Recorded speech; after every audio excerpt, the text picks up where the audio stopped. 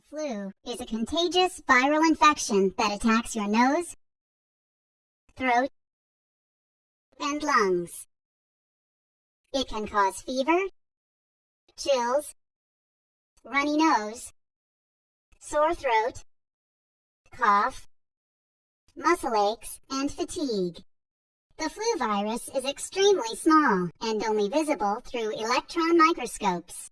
Inside the virus, genetic material contains the information to make more copies of the same virus.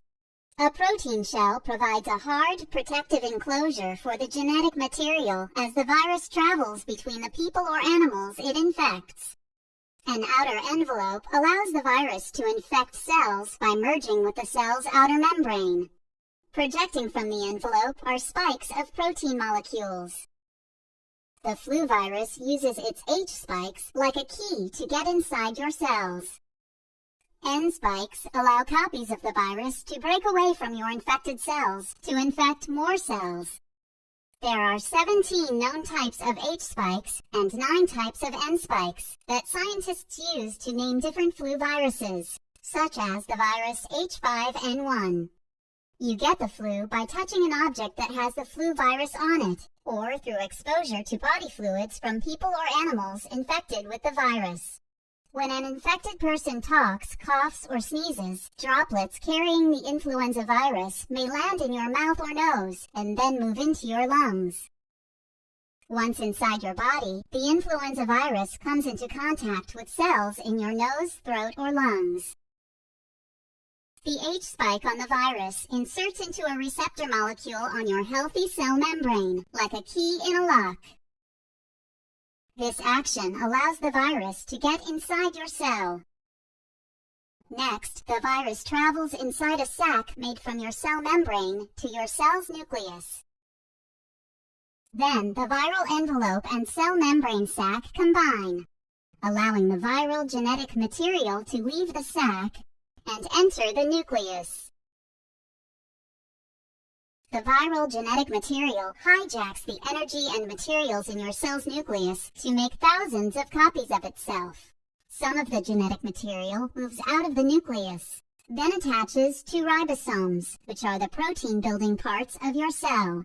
Ribosomes use information from the genetic material to make other viral proteins, such as the H and N spikes.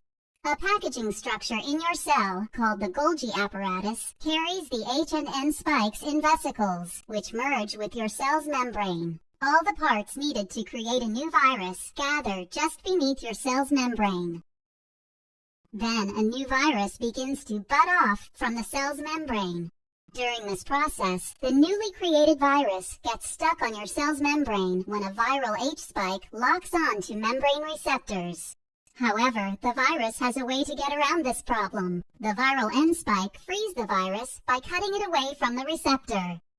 New influenza viruses are now free to infect more of your cells and cause you to develop the flu. If you have the flu, your doctor may prescribe oseltamivir, which you would take orally, or zanamivir, which you would take using an inhaler, to help speed your recovery or reduce your risk for complications. These antiviral drugs stop the influenza virus by blocking the viral N spike from freeing the virus. This causes the new viruses to stick to the surface of your cell, so they cannot escape and infect more of your cells. The best way to protect yourself from the flu is to get the flu vaccine every year. You may receive the vaccine as a shot, which contains dead versions of several types of the virus.